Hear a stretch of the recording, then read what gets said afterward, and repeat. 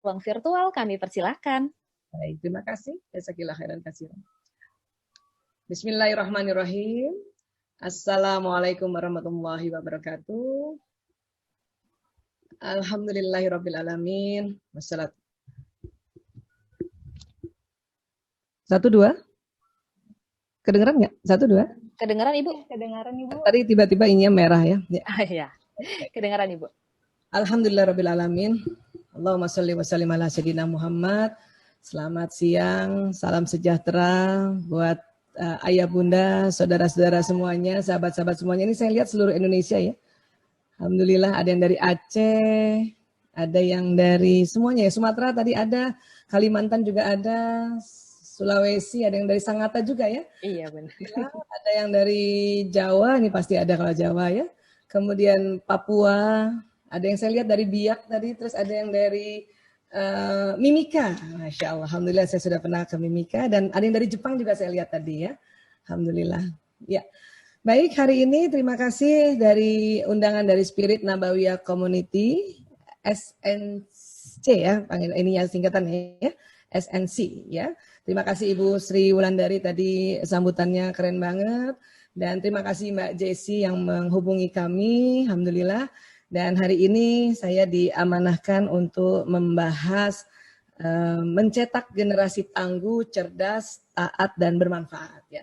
Saya kira sahabat-sahabat semua, ayah bunda sudah melakukan ini. Hari ini kita cuman mereview lagi atau ya saling mengingatkan ya, karena memang waktu juga tidak panjang. Ya, hanya saya mohon izin supaya lebih mudah untuk menjelaskannya. Saya share screen terlebih dahulu ya. Mudah-mudahan sudah bisa nih ya. Oke, sebentar. Iya, sudah kelihatan? Baik. Sudah, Bu. Ya, baik. Bismillahirrahmanirrahim ya.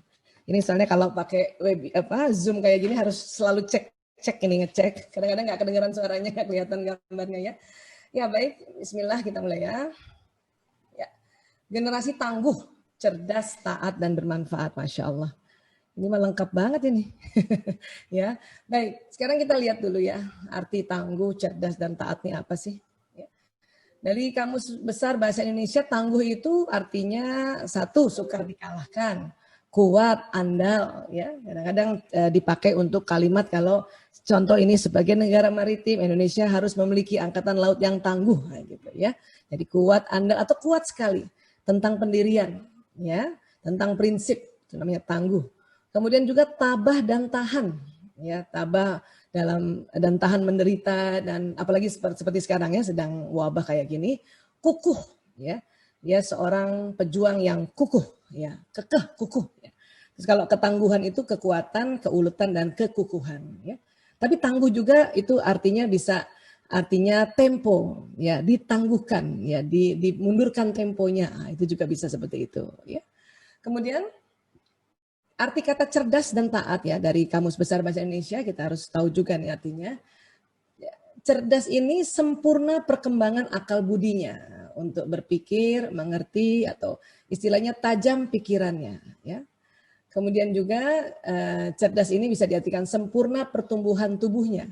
Sehat, kuat, tangkas, cepat dan tepat. Ya, ini kita mau seperti ini Ananda ya. Kemudian kalau taat ini kalau di KBBI senantiasa tunduk kepada Tuhan ya atau juga tunduk kepada orang tua ya, pemerintah dan sebagainya, itu juga bisa diartikan taat pada orang tua, patuh pada Nabi ya Rasulullah SAW. Kemudian juga ya tidak berlaku curang atau setia, taat itu juga, atau artinya soleh atau kuat beribadah. Ya. Jadi kita sebelum kita mau membentuk Ananda ya kita harus tahu dulu nih sebetulnya arti kata ini apa sih kalau di Kamus Besar Bahasa Indonesia. Artinya sekarang kalau kita sudah tahu, oh kira-kira ya tangguh, cerdas, taat, dan satu lagi bermanfaat. Ya, baik. Dan kemudian ya kita harus paham bahwa basic kita ini, terutama basic kami ya, neuroparenting atau pola pengasuhan berdasarkan kerja otak. Inilah otak manusia yang diciptakan oleh Allah. Ya, ada otak besar, ada otak kecil, ya. Kemudian terbagi dua, ada belahan kanan, belahan kiri. Otak laki-laki lebih berat dari otak perempuan, lebih berat 100 gram. Kalau otak perempuan 1,5 kilo, otak laki-laki 1,6 kilo. Tapi ada juga otak perempuan 1,4 dan otak laki-laki 1,5 ya. Ini otak yang sudah dewasa ya. Jadi laki-laki memang lebih berat otaknya, mungkin juga lebih banyak programnya ya dibanding perempuan ya. Baik, kemudian ya dari otak nanti jalan ke badan ini lewat batang otak, ini ada sistem saraf atau nervous system. Dia jalan serabut-serabutnya itu ya jadi kayak kabel-kabel itu di tulang belakang. Nah, ini yang disebut sumsum tulang belakang. Nanti dari tulang belakang akan keluar saraf-saraf atau serabut-saraf ke seluruh tubuh. Ya, ini disebut sistem saraf tepi. Ya, dan kerja sistem saraf ini kayak kabel listrik dia. Dia membawa pesan, membawa listrik dari mana? Dari otak, dari indera, dari mata, telinga, ya, dari ucapan, dari gerakan, pokoknya dari luar ditangkap oleh indera-indera kita masuk ke otak, dari otak jalan ke sistem saraf itu sangat cepat sekali. Ya. Baik. Dan kemudian nanti otak nanti kan ada otak besar, otak kecil tadi kita sudah belajar ya. Ini otak besar dan otak kecil. Terus terbelah dua, belahan kanan, belahan kiri. Nanti setiap belahan terbagi 4, 1, 2, 3, 4 dan di dalamnya lagi ada otak yang mengatur emosi. Ya. Nah, kita keluarga muslim ini pada saat Ananda lahir tentu kita ya yang dilakukan pertama kali oleh orang tua terutama ayah adalah apa? Mengazankan dan mengqomatkan. Maka pada saat diazankan telinga kanan, ya, pada saat azan dikumandangkan oleh ayahnya, entah dibisikkan atau sedikit agak keras sedikit, itu akan masuk di telinga kanan dan jalan masuk ke otak, ya, tersimpan di otak paling depan sini. Bahkan ada riset mengatakan pada saat kita mendengar lafaz Allah, maka semua otak bergetar, semua otak terstimulasi kerjanya, ya. Jadi pertama saja sudah Allahu Akbar. Ya. Wah, maka langsung otak bergetar gitu. Ya. Kemudian syahadat juga dikumandangkan, ajakan untuk kita sholat, untuk meraih kemenangan. Itu nanti masuk dan nanti masuk di depan, otak bagian depan. Ya. Kemudian qomat di telinga kiri juga nanti akan ya masuk di dalam otak paling depan. Ya. Dan juga setiap ada kata lafaz Allah, maka bergetar semua ya sistem saraf di otak ini. Ada apa sih di otak ini? Ada ini nih namanya neuron, sel otak. Jumlahnya banyak sekali, sekitar 100 miliar. Satu neuron itu kerjanya kayak satu komputer tercanggih di zamannya, Masya Allah. Jadi ini semua ini akan terbentuk sambungan-sambungan kabel di dalam otak manusia. Ya. Kemudian selain itu, ya otak manusia itu di dalamnya ada otak emosi. Ada otak emosi, dia terbentuk seperti struktur-struktur ya. Jadi makanya disebut limbic system, the limbic system, otak emosi yang mengatur emosi.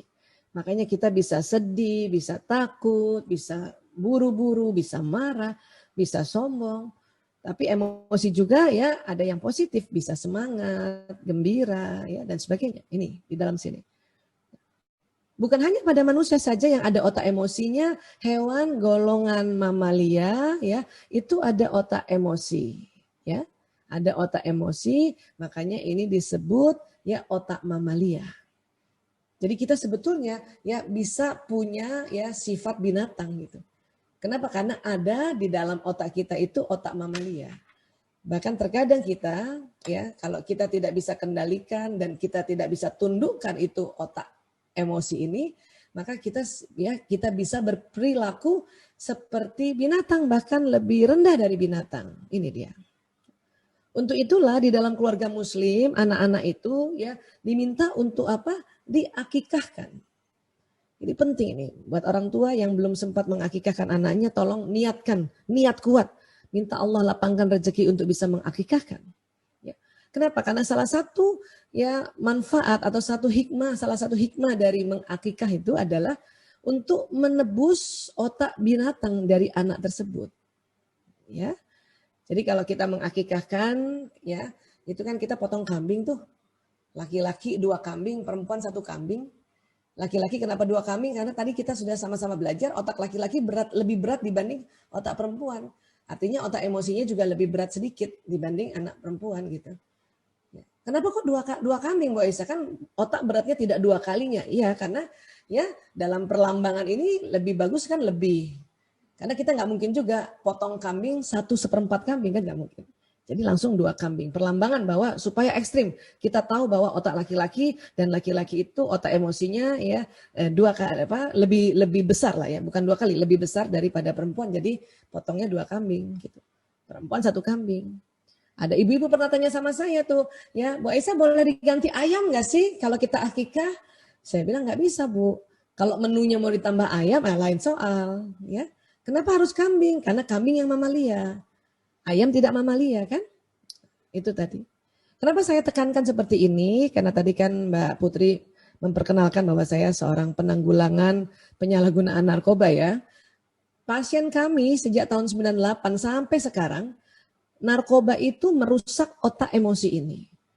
Makanya sifat orang pecandu narkoba yang masih aktif pakai, itu ya kayak binatang.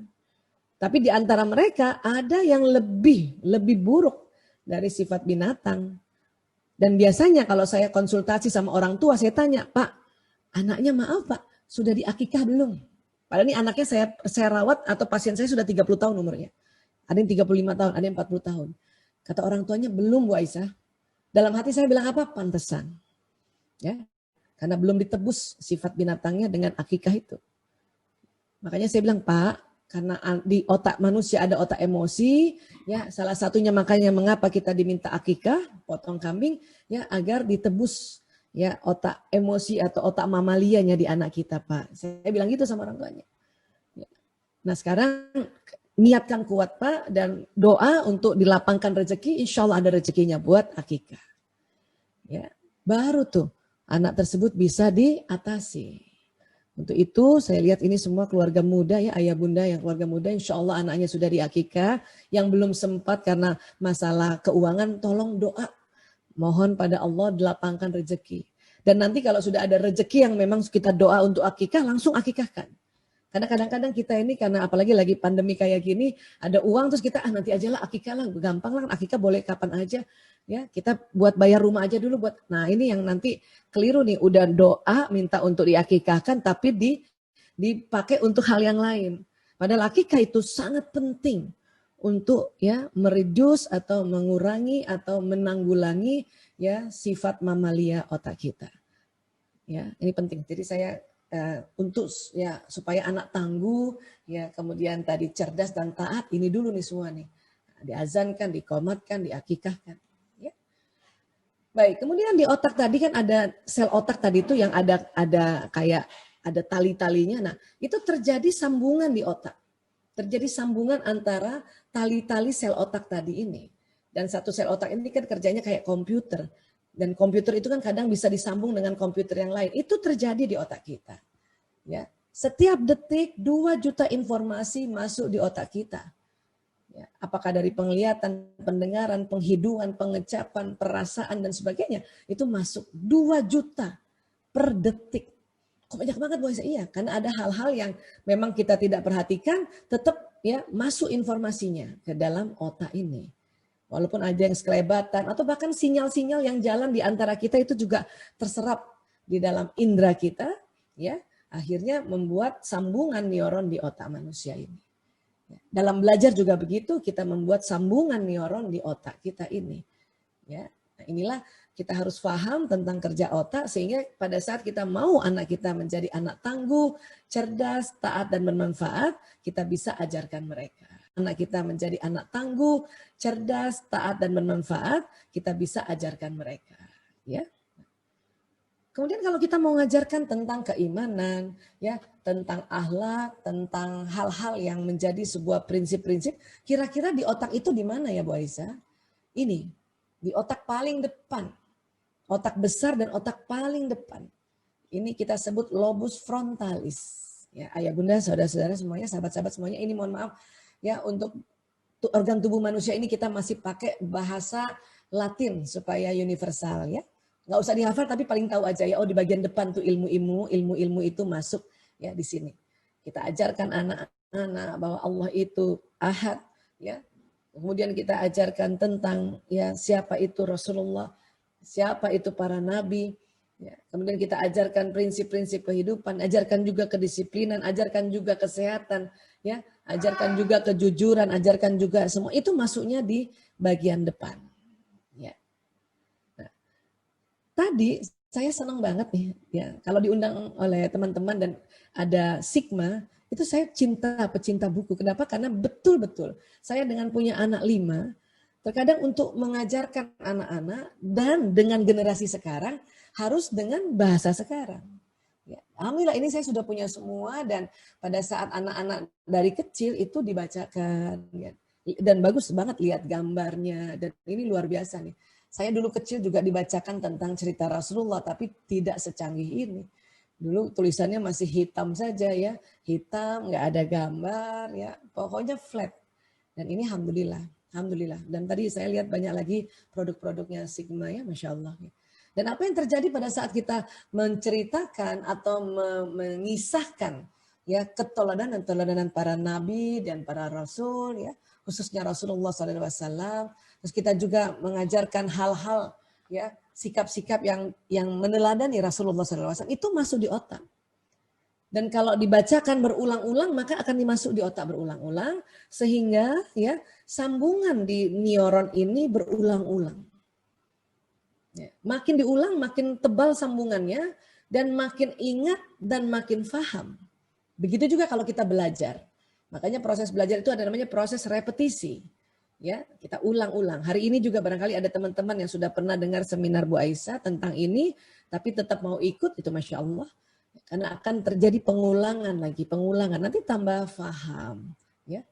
Jadi tambah ilmu, tinggikan kecerdasan, itu kita mintakan sama Allah. Nah beginilah yang terjadi di otak ini. Dan ini juga ya harus kita tahu bahwa ini sunnatullah. Untuk itu, untuk mengajarkan apapun kebajikan, ya itu tidak mengapa diulang-ulang. Karena ini akan menjadi sesuatu ya hal yang nanti diingat. Ya. Inilah kalau kita rajin menyambungkan neuron-neuron ini, itulah yang namanya cerdas. Ya, cerdas. Kita mau belajar banyak hal, kita mau mendengarkan banyak hal. Ya, saya saja kalau buku Sigma aja bukan hanya anak kecil yang senang, saya pun senang banget lihatnya. Nah di sini nih, ini namanya lobus frontalis. Ya, di sini ada neuron kayak gini yang tadi ada sambungan-sambungan. Ya, maka setiap apa yang kita ajarkan Ananda, nasihati Ananda, ya entah secara langsung ataupun lewat perantara buku atau lewat perantara gadget sekalipun. Ya, videonya dilihat, video tentang Nabi dilihat lewat gadget, ya, cerita tentang Rasulullah dilihat lewat gadget. Ya, bahkan sekarang anak sekolah belajarnya pakai gadget, itu nanti akan masuk di sini, ditangkap oleh mata, telinga, ya, penghidupan, pengecapan. Kadang ada anak belajar kalau dia habis melihat terus dia ucapin lagi, nah itulah namanya ya kita mencoba untuk belajar secara auditori dengan mengucapkan, nanti masuk lagi di telinga dan nanti masuk ke sini. Lewat mana Bu Aisyah? Lewat ini nanti. Bermuara di batang otak warna ungu, jalan ke atas dan masuk ke sini. Ya. Baik, kemudian tetapi di otak manusia ini ada namanya otak reptil atau batang otak di tengkuk. Disinilah informasi itu berkumpul dulu. Ditangkap oleh mata, telinga, pengecapan, penghidupan, gerakan. Ya. Itu berkumpul di batang otak dulu ini. Ini batang otak. Terkadang kalau batang otak ini tegang, maka ilmu yang didapat ya atau yang dipelajari hanya tersimpan di batang otak, itu hanya ingat 1 kali 24 jam. Ini dia. Yang kita mau adalah ilmu itu, pengalaman ilmu, nasihat itu masuk di depan sini nih, otak yang frontalis tadi. Cuman kadang kalau seseorang anak sedang dibacakan cerita atau dinasehati dan dia sedang tegang, maka ya ilmunya itu, informasi itu hanya sampai di batang otak dan dia hanya ingat 1 kali 24 jam. Nah, maka dari itu mengapa kita besok kita ajarkan lagi besok, karena siapa tahu besok waktu diajarkan batang otaknya ini rileks. Sehingga yang keesokan harinya kita ajarkan anak-anak, kita kisahkan, kita kasih nasihat, insya Allah masuk di lobus frontalis. Ya, oke, jadi ini yang kita harus paham. Ini baru sedikit kita cerita tentang otak ya. Nah, Kemudian kalau begitu, kalau taat kepada Allah dan apapun tadi yang kita inginkan tadi ya, tangguh, ya cerdas, taat, bermanfaat, tentu ada pakem-pakemnya nih. Apa pakem pertama? Orang tua adalah panutan terbesar. Kita sering sampaikan pada anak lewat kata-kata, nanti anak dengar. Makanya pesannya masuk ke otak. Tapi mata mereka juga mengambil pesan. Kalau dia sejalan antara apa yang didengar dan apa yang dilihat, itu insya Allah ya, apa yang kita ajarkan anak itu masuk di otak dan itu diingat dengan sangat. Tapi kalau cuman ibunya suruh anak sholat, terus pas anaknya lihat ibunya masih santai-santai, tidak juga langsung sholat, malah pegang gadget, maka pesan yang ditangkap oleh telinga, ibunya kan ngomong tuh, oh sholat, sholat, sholat, sholat. Tapi mata itu anak melihatnya ibunya masih pegang gadget juga. Maka pesan yang di telinga dia dengar tadi akan terdelete dengan pesan yang ditangkap oleh mata. Itulah makanya orang tua ini panutan terbesar yang dilihat anak saat ini. Ya, tentu uswatul hasanahnya adalah Rasulullah SAW. Tapi yang anak-anak lihat sekarang kan karena dia masih kecil ya, di umur-umur tertentu yang dia lihat kan orang tuanya. Bahkan sampai besar juga anak melihat orang tuanya. Ya. Kemudian pakem berikutnya apa? Memberikan nasihat dan arahan anak sesuai usia. Saya lihat ini tadi Sigma ini sudah punya yang untuk bayi juga ya, luar biasa tuh.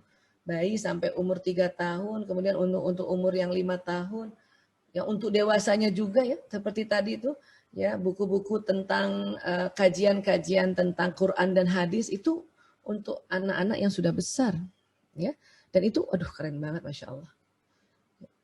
Terus apalagi nasihat dan arahan yang diulang akan menjadi kebiasaan.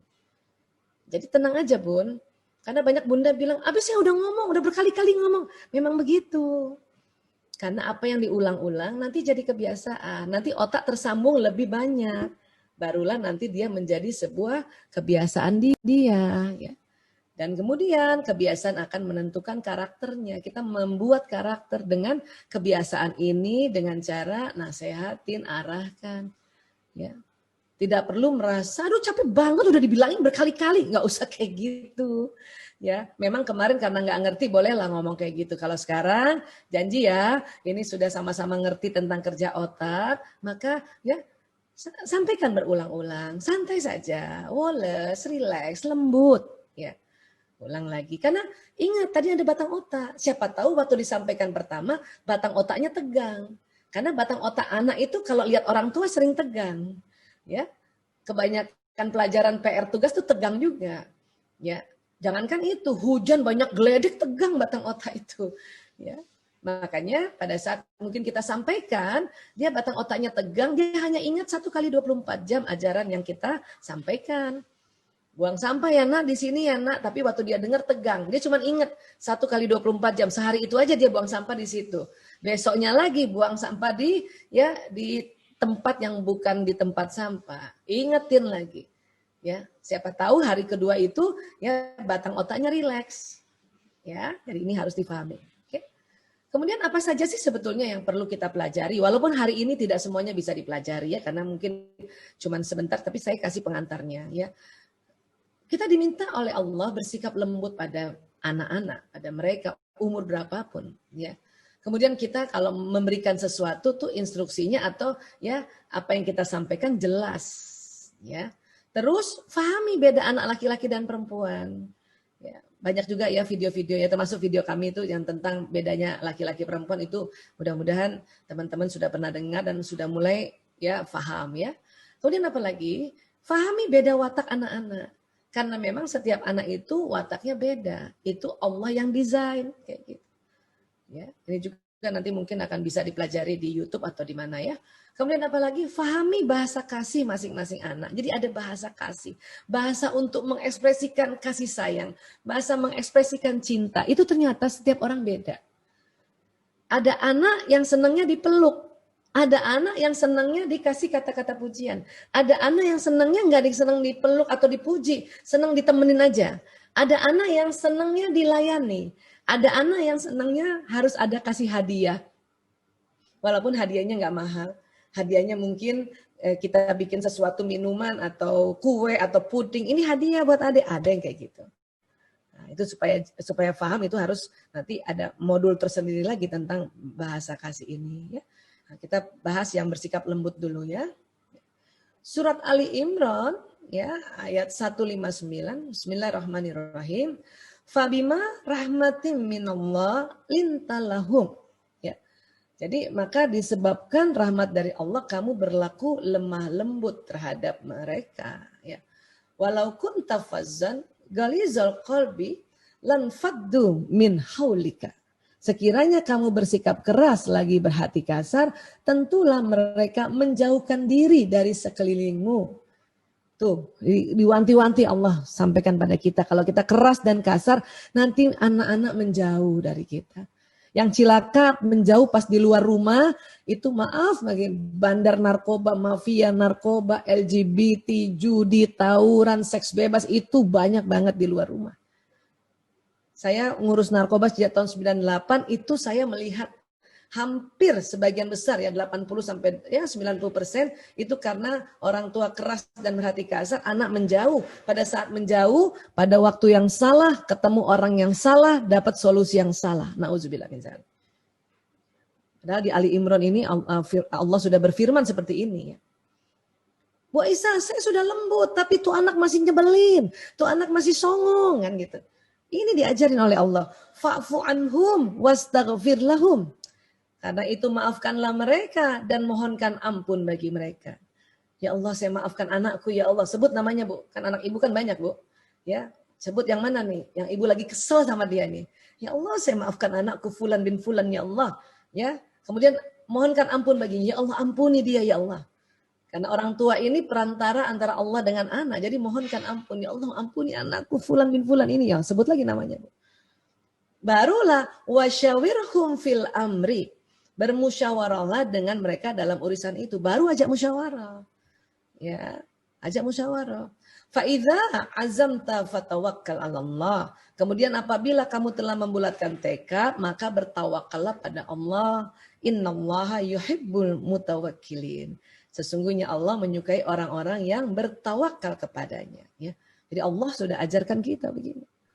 Jadi sebelum kita mau ajak musyawarah anak, apakah kita mau ajarkan anak tentang ketangguhan kah?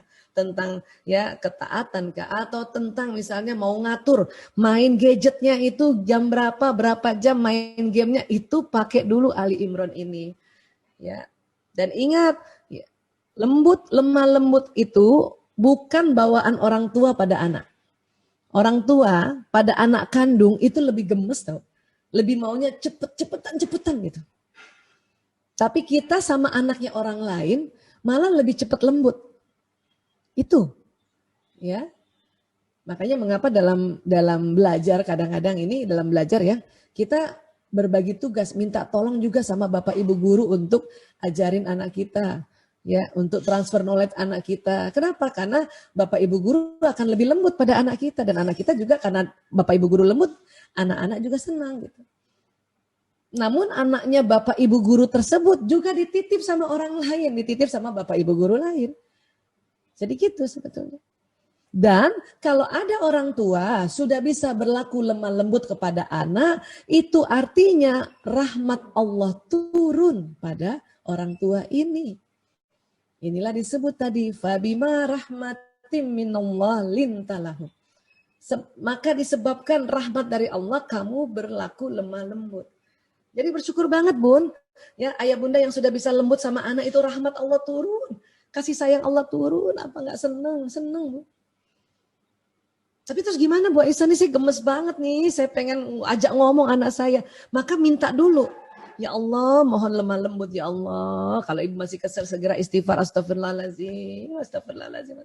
Ya Allah, minta lemah lembut ya Allah. Mohon sama Allah karena lemah lembut itu rahmat Allah. Dan ingat baik-baik ya. Karena banyak orang tua bilang gini ya, ada beberapa lah, nggak banyak, kebanyakan yang cakep-cakep nih orang tua ya. Ada beberapa yang bilang, ngapain sih Bu Aisyah susah-susah lemah lembut? Itu loh dikasih tahu. Ya, sekiranya kamu bersikap keras lagi berhati kasar, tentulah mereka menjauh dari sekelilingmu. Di Indonesia, di luar rumah tuh masih bahaya. Tambah lagi sekarang, keluar rumah hati-hati. Ya, ada virus corona 19 ini. Ya. Nah, jadi ingat baik-baik. Terus gimana dong, Bu? Saya masih belum lagi bisa lembut. Istighfar perbanyak. Astagfirullahaladzim. Mohon sama Allah, ya Allah mau lembut. Ya. Terus langkah kedua apa? Maafkan mereka. Sebut, ya Allah saya maafkan anakku ya Allah. Dari kemarin dia main game lama banget ya Allah. Ya, hafalan Qur'annya belum dia lakukan ya Allah. Saya maafkan anakku Fulan bin Fulan ini ya Allah. Bilang gitu. Ya. Dan mohonkan ampun baginya, ya Allah ampuni dia, ya Allah anakku harusnya dia hafalin Quran lagi, harusnya dia murojaah tapi dia kelamaan main game ya Allah gitu. Oh enggak. Barulah ajak musyawarah. Tanya sama anak, nak ya, Bunda mau ngomong boleh ya? Tapi kalau dia lagi masih main atau lagi mengerjakan sesuatu tunda, nanti setelah ini selesai semua lah, nanti sore lah ya Bunda mau ngomong ya gitu. Jadi kalau mau musyawarah sama anak, minta waktunya anak. Bukan kelebatan, apalagi lagi main. Karena kalau dia lagi main, bunda ngelarang, itu marah. Ini kan bukan ngelarang, bermusyawarah. Dan dia juga kalau lagi main gak sempat bermusyawarah, maka minta waktu anak. Nanti habis Isya jam 8 malam, Bunda mau ngobrol sebentar ya, 15 menit aja misalnya gitu. Ya, nah ini.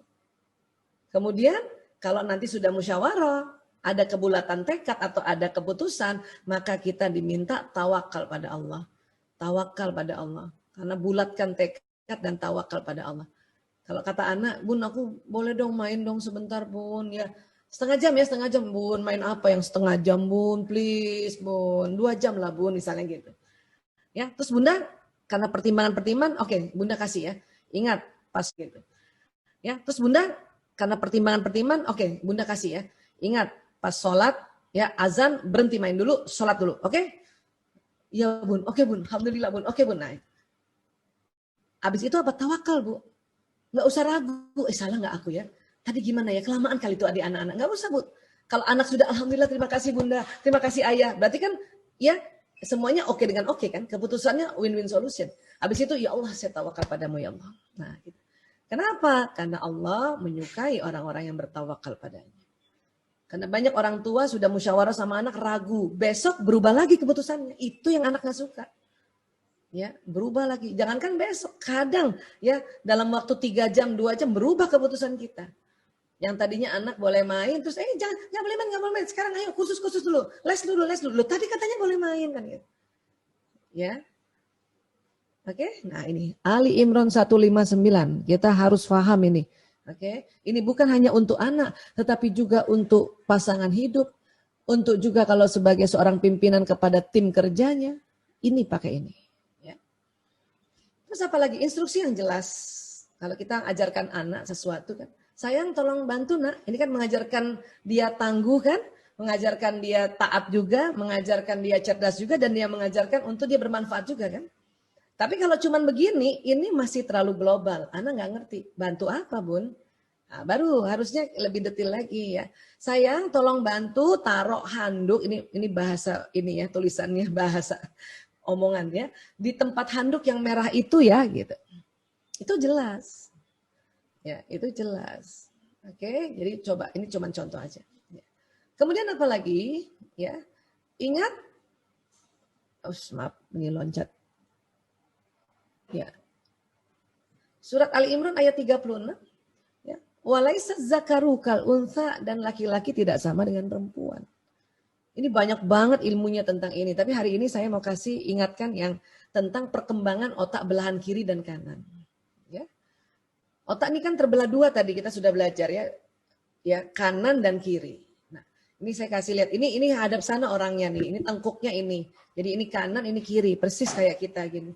Kalau kita lihat otak kanan ini otak rileks, otak santai, otak warna, otak main, otak bergerak, otak melukis kah, atau ada yang senang main musik di sini, ya, otak imajinasi, otak intuisi, otak ide, dan otak mengambil hikmah, itu namanya sintesa, itu di kanan. Kiri, kalau kita lihat ini otak serius, otak berbicara, otak bahasa, otak berhitung, otak teratur, otak disiplin, ya, otak yang fungsinya analisa, mengapa begini, mengapa begitu, otak syair lagu. Indonesia Raya Merdeka Merdeka itu syairnya kiri, tapi musiknya nah itu kanan. Ya. Kiri ini teratur. Memang kita punya dua otak, makanya kadang kita bisa serius, kadang kita bisa santai. Bahkan kalau bisa serius sambil santai itu malah otak kuat sekali. Jadi apa yang didengar akan lebih sering atau lebih tajam ingatan kita, itu namanya cerdas. Ya. Tapi perkembangan otak atau sambungan otak kayak gini nih, sambungan otak di otak kiri kanan antara anak laki-laki dan anak perempuan berbeda sambungannya di otak kiri kanannya. Ya, jadi saya mau kasih lihat lagi sedikit ini tadi. Jadi sambungan ya ini berbeda. Oke, nah kita lihat apa berbedanya Bu Aisyah? Ya. Kita lihat sebentar. Ya. Anak 0 sampai 6 tahun, ya, ini otak kanan, otak kiri. Anak perempuan, sambungan otaknya itu tadi itu yang nyambung-nyambung kabelnya, kiri kanannya seimbang. Laki-laki kanannya lebih dominan daripada kirinya. Ya. Jadi kalau perempuan otak analisa sama otak ya sintesanya seimbang, otak serius sama otak rileksnya seimbang. Laki-laki otak santainya, otak rileksnya lebih dominan daripada otak seriusnya. Ya. Inilah yang membedakan anak perempuan dengan anak laki-laki. Karena otak kiri otak bahasa, otak berhitung, otak teratur, maka anak perempuan sudah bisa ya bicara lebih dulu atau belajar bahasa lebih dulu dibanding anak laki-laki. Lebih teratur lebih dulu dibanding anak laki-laki. Dan bisa menganalisa dibanding anak laki-laki. Contoh misalnya anak perempuan umur 3 tahun aja, kalau kita tanya, sayang mau pakai baju apa? Dia langsung bisa, aku pakai baju merah aja bunda. Aku pakai baju pink aja, aku gak mau kalau pakai ini. Itu anak perempuan. Coba anak laki umur 3 tahun ya, dia gak usah minta baju. Kita kasih dia pakai. Karena dia gak menganalisa. Tapi ada anak laki-laki, ya dia tungguin baju satu itu, biarpun basah dia tungguin. Kenapa? Karena baju itu di gambar baju itu ada gambar-gambar pahlawannya dia, ya, atau gambar mobil atau gambar apa, mainan apa. Kenapa? Itu otak kanan soalnya. Bukan masalah bajunya, masalah gambarnya itu. Ini anak perempuan mungkin umur 3 tahun sudah bisa menggambar, mewarnai gitu ya. Dengan rapi, anak laki masih berantakan mewarnainya. Kenapa? Ini otak kanan. Ya kan? Anak laki-laki ya biasanya belajar membaca itu berbeda dengan perempuan. Perempuan duduk manis, ibu kasih buku gitu ya. Cuman tulisan saja, nggak ada gambar, ya nggak ada benda, nggak ada bentuk, perempuan bisa.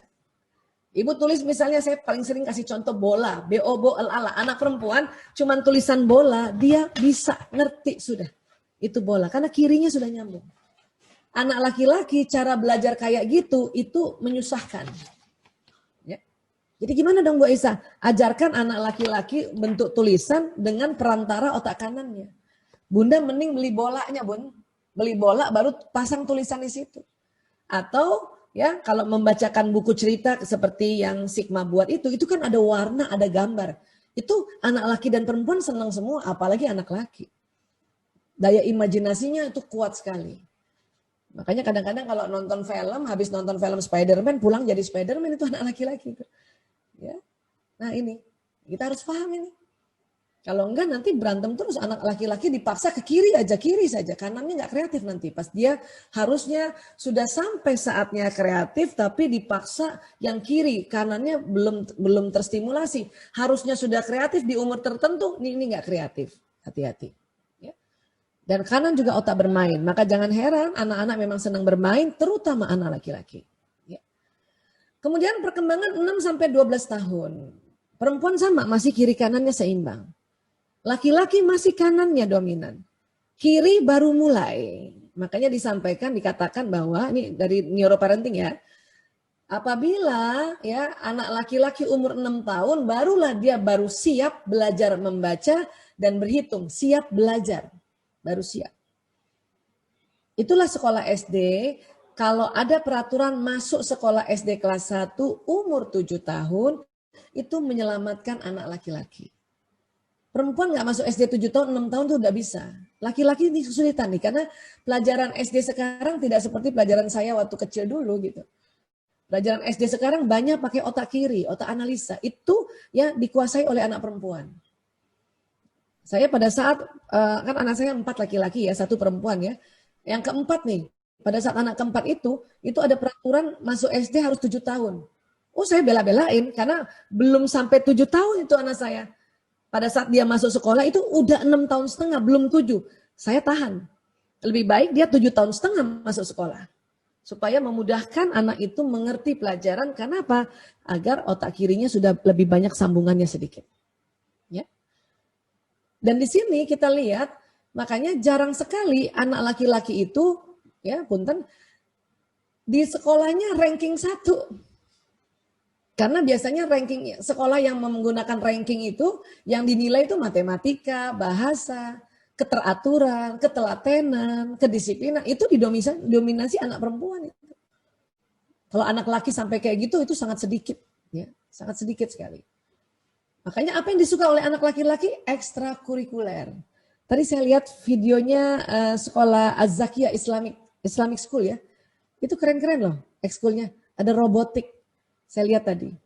Nah itu kalau anak laki-laki mau belajar matematika pakai cara robotik. Atau main Lego.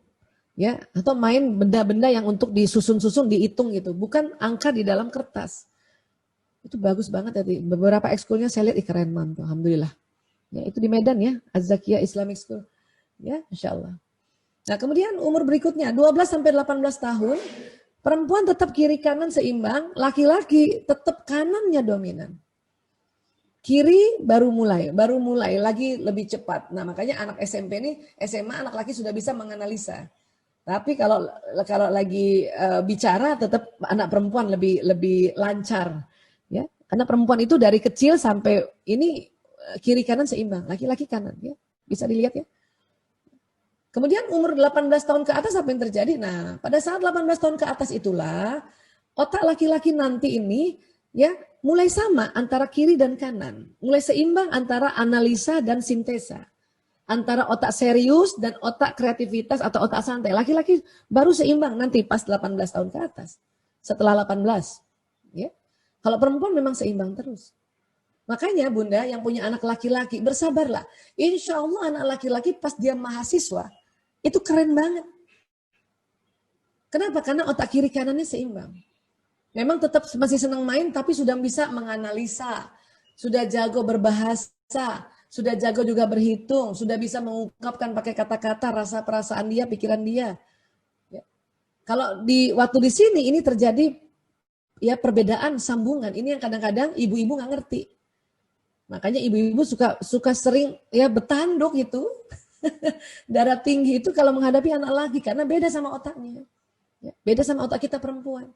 Ibu-ibu suka merasa kenapa sih anak laki main terus? Karena otaknya yang kanan ya, terstimulasi lebih cepat. Apa sih kenapa sih Allah buat kayak gitu? Wallahu a'lam bishawab, Allah yang Maha tahu. Tapi ya ilmuwan mengobservasi ya manfaat dari kenapa laki-laki otak kanan duluan yang terstimulasi. Ya. Beberapa manfaat dari jutaan manfaat itu adalah supaya laki-laki jago teknologi. Kanan. Ya, makanya kanan terstimulasi. Laki-laki juga belajarnya itu tidak hanya belajar membaca buku, bermain itu juga belajar. Laki-laki juga harus menguasai bidang di luar rumah, makanya otak kanan. Ya, dia harus banyak ide, banyak kreativitas, banyak intuisi, banyak ilham, itu laki-laki memang. Ya. Jadi buat ayah bunda, terutama bunda yang punya anak laki-laki, inilah perkembangan otaknya mereka. Sehingga kalau kita sudah tahu tuh lebih enak, lebih enak. Saya bilang sama anak laki-laki saya, nah ibu sedikitnya belajar otak laki-laki, tapi ya gurumu belum tentu belajar. Kementerian Pendidikan Kebudayaan belum tentu belajar.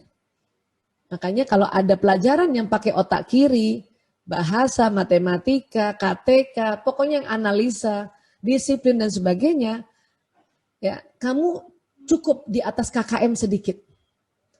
Matematika 75, kamu 76, itu udah keren banget nak. Itu target saya buat anak laki-laki. Bukan matematika kamu harus 100 ya, bukan begitu. Karena saya tahu sedikitnya ini, saya baru tahu sedikit loh ini sebetulnya. Ya, karena banyak lagi yang belum terungkap ya. Kirinya laki-laki ini kan baru seimbang ini, baru mulai dia. Jadi kalau buat dia kakak matematika, bahasa, keteraturan, KTK harus 100, targetnya segitu, itu banyak putus asa anak laki-laki. Mending sedikit target ya di atas KKM, tapi apa yang terjadi karena dia rileks, tidak tertekan otak kirinya, dia ya bagus kreativitasnya, malah bisa jadi 100 itu. Matematikanya, bahasanya, keteraturan, KKN, KTK tuh terutama tuh anak laki-laki itu nempel-nempel itu yang kecil-kecil itu jago anak perempuan. Ya, dalam hal bidang kepemimpinan juga pada saat SD, SMP, SMA banyak sekali kita lihat ketua kelas perempuan, ketua OSIS perempuan, ya kan? Tapi pas mahasiswa itu semua level ketua dikuasai oleh laki-laki. Ketua senat, ketua BEM, ya, yang pimpin demo itu pasti laki-laki, laki-laki. Karena otaknya sudah bagus dia, seimbang, ya, seimbang berkembangnya. Oke, perempuan kalau mahasiswa gimana? Kembali fitrah. Jadi apa Bu Aisyah? Seksi konsumsi, bendahara, sekretariatan. Kalaupun ketua paling ketua 2 gitu, wakil ketua itu. Tapi semua yang kepemimpinan sudah dipegang oleh laki-laki. Ya, jadi inilah sebetulnya perkembangan otak laki-laki dan perempuan. Ini saja kalau sudah bisa ngerti sedikit ini, aduh enak banget rasanya, ya. Ya, kemudian sedikit lagi ya, 10 menit baru kita buka buat diskusi. Kemudian kita harus mengenal pembawaan manusia. Dalam surat Al-Isra ayat 84, Bismillahirrahmanirrahim, Qul kullu ya'malu ala syakilatihi, farabbukum a'lamu biman huwa ahda sabila. Katakanlah wahai Muhammad, setiap orang berbuat sesuai dengan pembawaannya masing-masing. Maka Tuhanmu lebih mengetahui siapa yang lebih benar jalannya. Nah, jadi setiap orang itu ada pembawaannya masing-masing. Karena Allah mendesain setiap orang itu, ya dia membawa watak, bakat masing-masing. Sejak kapan Bu Aisyah? Sejak dalam rahim seorang ibu. Dari mana itu bakat, watak? Dari pertemuan kromosom ayah dan ibu. Genetik, turunan. Makanya watak juga turunan, bakat juga turunan. Bunda coba lihat yang punya anak lebih dari 1, perhatiin deh. Ada nggak yang mirip Bunda itu gayanya gitu, wataknya? Atau ini dia separuh saya, separuh bapaknya Bu Aisyah, oke? Wah, ini bapaknya banget, ini bapaknya banget. Oke juga, nggak apa-apa. Ya, karena memang watak itu adalah genetik dan dibawa dari sejak dalam rahim seorang ibu. Dan kita tidak boleh meremehkan watak anak kita yang tidak sama dengan kita. Kenapa? Karena di sini maka Tuhanmu lebih mengetahui siapa yang lebih benar jalannya. Masya Allah. Ya, gimana Bu Aisyah untuk ngetes watak? Watak tuh di mana sih? Nah, ini kalau di otak, watak sekitar sini nih, di sini. Dan sudah ada sejak lahir sesuai pembawaan masing-masing di sini. Terus kita bisa ajarin nggak tentang tadi ketaatan, ya, tentang tadi ketangguhan, tentang tadi kebermanfaatan, bisa. Itu nanti ilmunya di sini. Tapi harus perhatikan watak anaknya yang apa nih, ya, watak anak yang mana nih jenisnya. Disuruh buang sampah, nah buang sampah ya, nah, kita masuk sini ilmunya.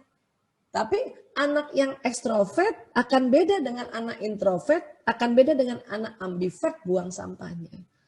Nah, taruh sepatunya ya, nak, tempat sepatu, itu ilmunya di sini, Bun. Tapi anak introvert akan letakkan sepatu, ya, berbeda dengan anak ekstrovert dan berbeda juga dengan anak ambivert istilahnya. Ya. Nah, dalam pembagian watak kali ini saya bagi seperti 3 besar saja ya. Nah, oh ya, sebelumnya ini kita surat Asy-Syam ayat 89 ya. Bismillahirrahmanirrahim. Fa'alhamaha wujuraha wa taqwaha, ya. Maka Allah mengilhamkan kepada jiwa itu jalan kefasikan dan ketakwaan. Jadi memang kita sudah diilhamkan itu di jiwa. Jiwa itu ada di otak. Ya, ini menurut ulama neuroscience ya. Ada kefasikan dan ketakwaan. Dan kalau kata ilmuwan ada kekuatan dan kelemahan di watak itu. Dan berikutnya, qad aflaha man zakkaha. Sesungguhnya beruntunglah orang yang mensucikan jiwa itu. Cara mensucikannya itu tadi kita belajar apa sih? Ya, jalan kefasikan dan ketakwaan yang ada pada diri saya, pada suami, pada anak. Nah, itulah yang disebut kita belajar watak. Personality, kepribadian, ya. Watak sama karakter berbeda, ya. Watak itu ada dari sananya, karakter itu untuk membentuk watak.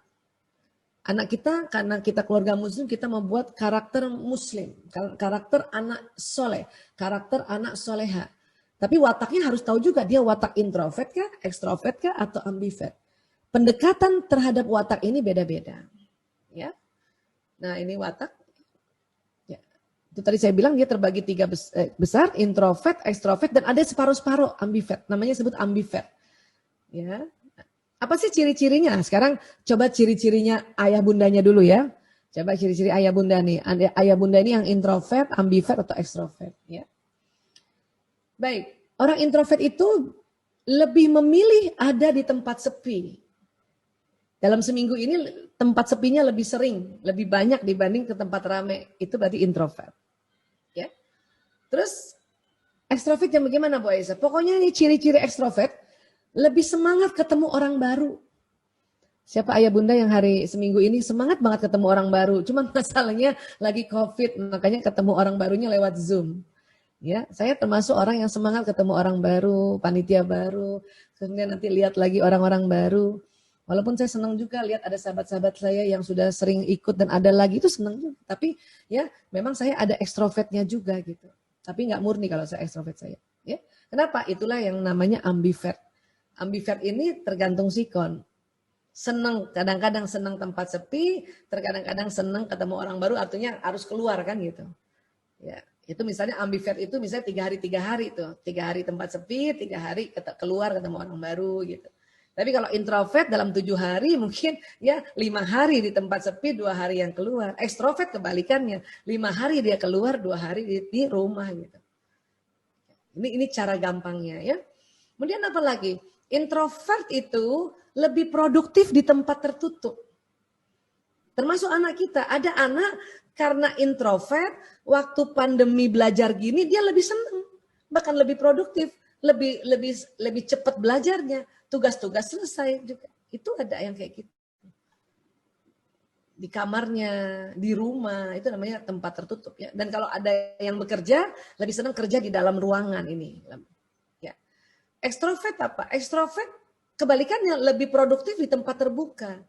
Nah, inilah pada pandemi ini anak-anak yang ekstrovert udah mulai gelisah ini. Kenapa? Dia produktif kalau tempat terbuka, bahkan ketemu orang lain, ya, energinya akan dapat dari teman-temannya. Mulai di rumah itu blingsatan sudah. Kalau anak saya ekstrovert, saya masih memperbolehkan ya seminggu sekali keluar sebentar aja. Mungkin dia pergi beli beras kah, atau saya minta tolong pergi beli sirup, beli gula, ya keluar dulu sebentar. Nanti tinggal diajarkan protokol ya kesehatan. Tapi kalau yang anaknya introvert dia nak ini lagi ada PSBB ketat nak 2 pekan nggak boleh keluar asik, bilang gitu. Introvert itu. Yang ambivert gimana Bu Aisyah? Ambivert bisa keduanya, bisa produktif di tempat tertutup, bisa juga produktif di tempat terbuka. Ayah bunda dan sahabat-sahabat kalau ada yang kayak gitu berarti Anda ambivert. Ya. Terus apa lagi dong Bu Aisyah? Ya. Ciri-ciri yang lainnya lagi ya, introvert, ekstrovert, dan ambivert. Oke. Nah, sekarang ya. Introvert itu ya terpulihkan energinya saat sendirian. Jadi introvert kalau orang introvert capek, gue sendiri dulu deh. Gak usah ditemenin deh, anak-anak juga gitu. Bunda aku gak mau kemana-mana, aku di rumah aja.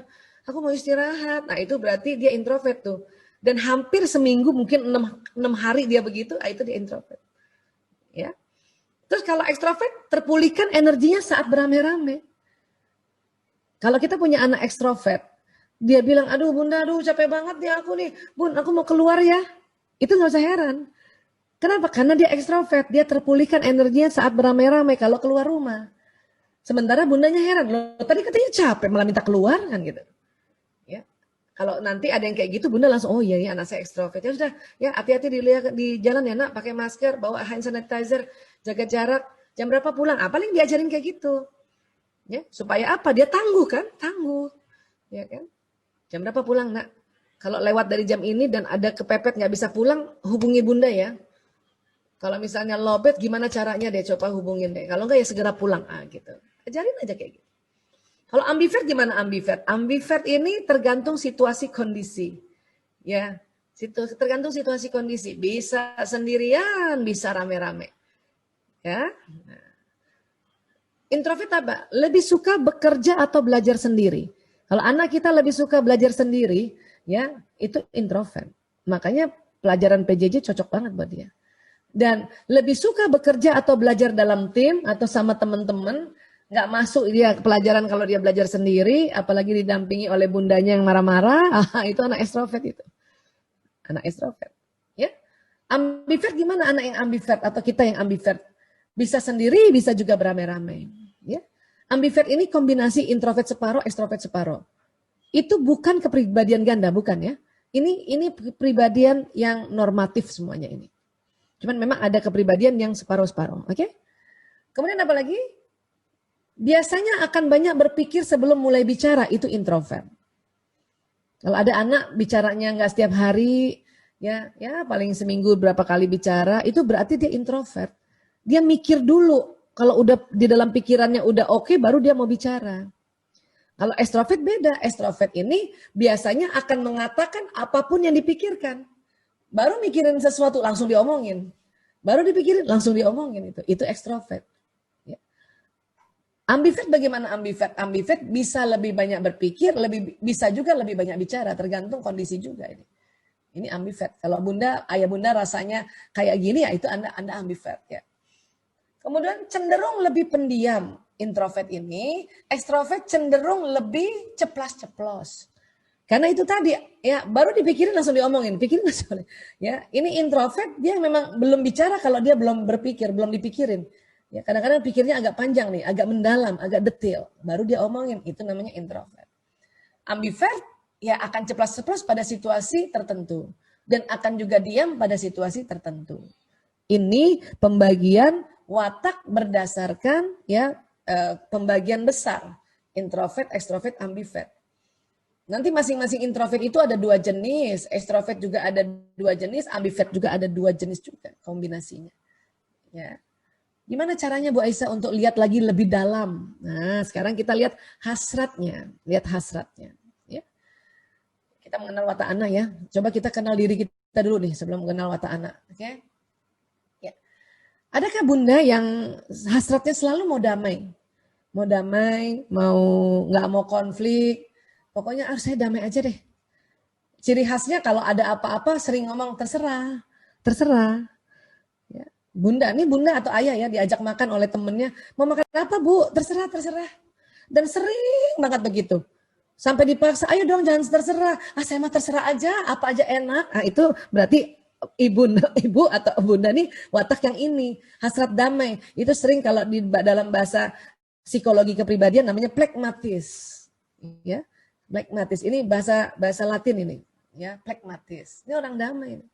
Makanya orang damai ini orang yang tidak suka konflik, termasuk anak kita. Kalau ada anak kita terserah bunda, terserah ayah, terserah abi, terserah umi, itu kemungkinan dia phlegmatis. Dan anaknya tidak suka membangkang. Iya bun. Tapi kelemahannya pada saat iya bun, dia nggak ngerjain. Masih besok dikerjakannya. Nah itu anak phlegmatis, anak damai namanya. Kekuatannya apa Bu Aisyah anak damai? Kekuatannya ini banyak dan ada juga kelemahan ya. Nanti kita bahas satu-satu ya. Baik, terus ada juga yang namanya hasrat sempurna. Kita sebutnya melankolis. Ayah bunda coba ya, saya mau cek aja nih. Biasanya ciri-cirinya kayak gini. Siapa yang dari kecil sampai sekarang, kalau sikat gigi, pencet odolnya dari bawah. Ya, karena pencet odol itu berdasarkan watak. Tidak semua watak pencet dari bawah. Ada yang di tengah, ada yang di atas, ada yang kadang-kadang tengah, kadang bawah. Itu ambivert yang tengah, kadang bawah kan. Tapi kalau watak yang melankolis ini selalu dari bawah. Ada yang begitu? Ya. Bahkan sudah habis pun dia lipat itu odolnya. Iya, diperes kalau. Itu berarti ayah bunda ini yang wataknya sempurna atau orang bilang melankolis. Anak-anak juga begitu. Perhatikan kalau ada anak yang kalau nyusun mainan itu harus rapi, ya. Atau kalau pakai baju dia nggak mau bajunya salah. Pokoknya bajunya ya aku yang mau rapi. Terus orangnya jalannya lembut, pelan gitu. Dan pemikir dia ini. Hasrat sempurna ini pemikir. Kalau ini pengamat, ya ini. Oke, ada anak yang kayak gitu. Kekuatannya apa, kelemahannya apa nanti kita lihat ya. Dan sekarang ada juga hasrat yang namanya mengatur koleris. Siapa bunda nih yang ngerasa nih dari dulu sampai sekarang maunya cepat, apa-apa cepat, ya, dan seneng ngatur. Kamu gini ya, kamu gini ya, kamu gini gitu ya. Dan mau cepat dan sangat tegas. Nah, itu berarti Anda yang watak ini koleris. Sama, anak juga nanti ada yang watak koleris, ya. Bunda, aku mau susu sekarang. Wah, itu koleris banget tuh. Orang tuanya aja diatur.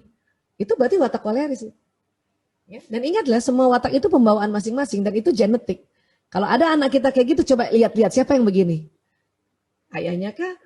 Bundanya kah? Kalau ayah bunda nggak begitu, kakeknya kan, neneknya kan, ya sudah senyum-senyum aja. Ya Allah kayak kakeknya kan gitu. Ya. Nah, ada satu lagi watak namanya watak gembira, hasad gembira, namanya sanguinis. Ini kalau bunda atau ayah bunda ada watak seperti ini, itu biasanya selalu mau gembira. Sedih aja nggak kelihatan.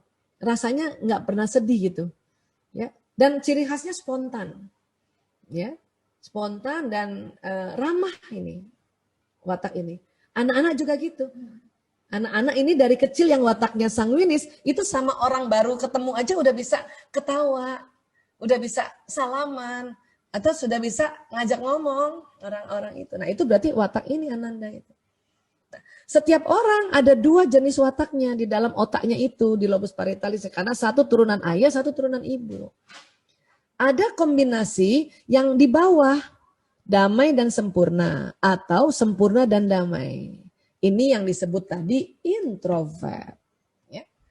Ada yang di atas, mengatur dan gembira. Atau gembira dan mengatur, ini yang disebutnya ekstrovert. Ya, ciri-ciri tadi udah tahu ya.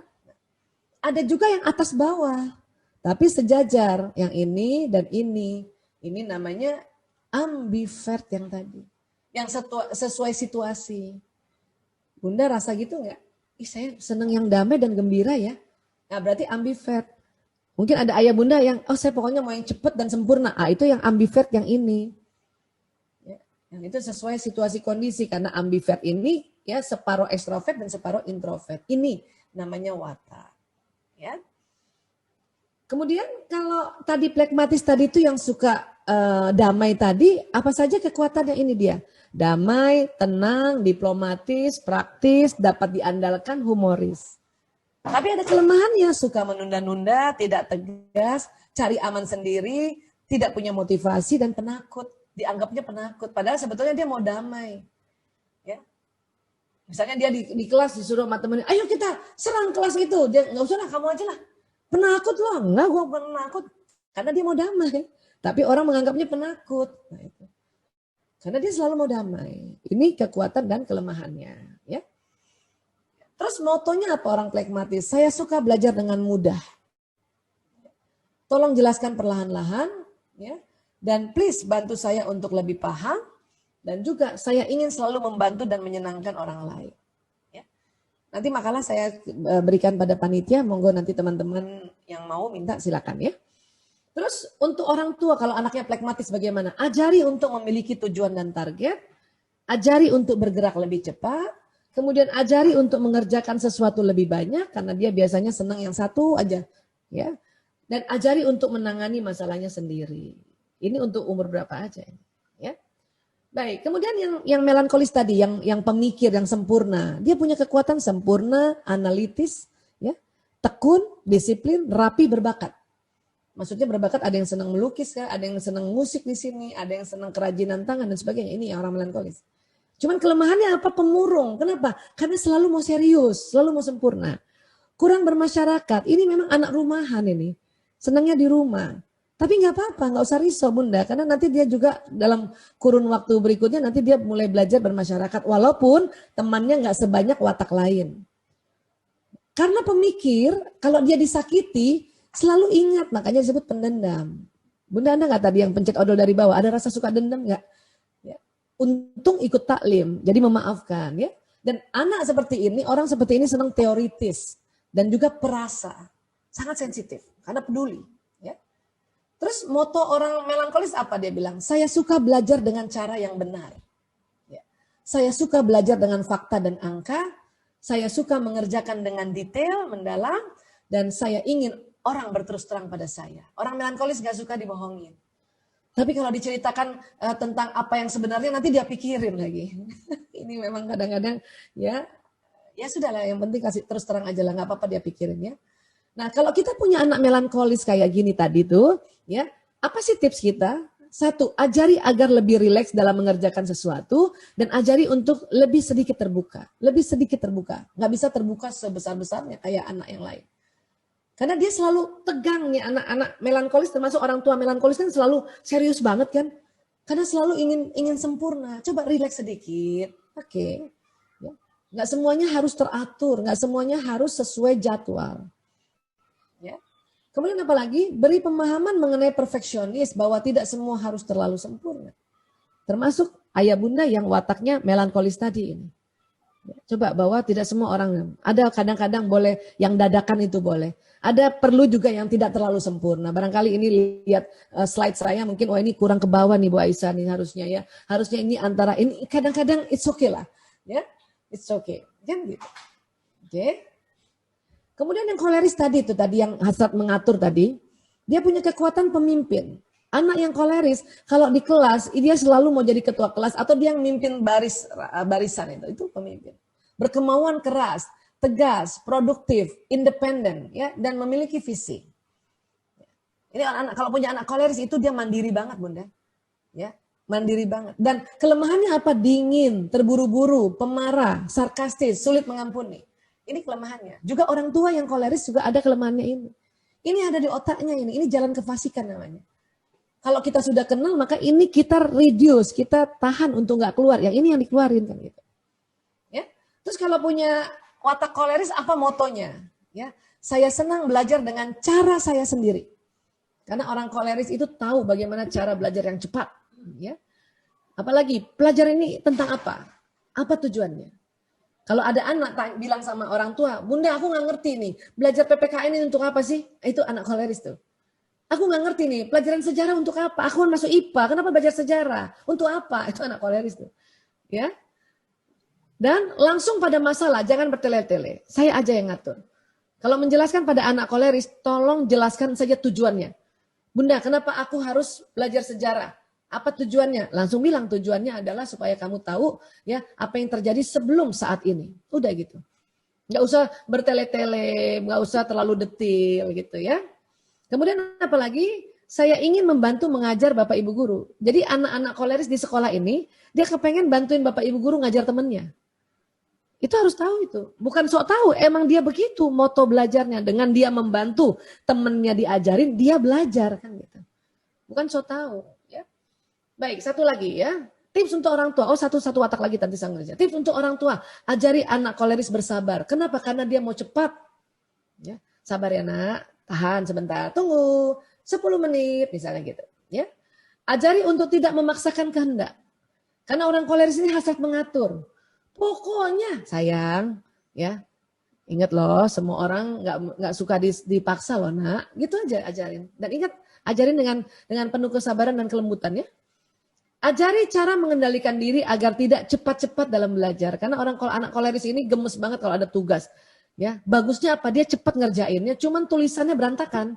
Ya kebaca. Karena gak kebaca, ntar gurunya kasih nilai jelek lagi. Ya. Dan ada penelitian sekarang termasuk dari infonya dari sepupu saya ya, bahwa anak-anak belajar online karena tugasnya bukan ditulis, diketik malah lebih bagus nilainya. Apalagi anak koleris. Kenapa? Karena ketikan gurunya bisa baca. Coba suruh tulis tangan sendiri, udah ya kalah-kalah itu tulisan resep dokter itu pada anak koleris. Ya. Makanya ajarin pelan-pelan gitu, ya. Walaupun tidak bisa sepelan anak melankolis, oke?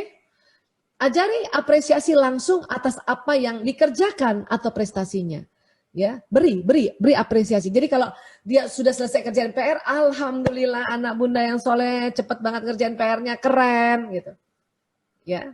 Baru kita cek tulisannya. Oh, ini tulisannya apa bacanya, nak? Ya. Misalnya gitu ya. Tapi untung sekarang online nggak pakai tulisan tangan, semua diketik. Itu untungnya online ya. Karena dalam belajar sekarang kan kadang-kadang yang perlu diketik, nggak perlu tulis tangan lagi. Ya. Oke, nah satu lagi terakhir, sanguinis. Anak yang tadi gembira ya. Ciri khasnya ramah, hangat, antusias, bersahabat, responsif, dan senang bicara.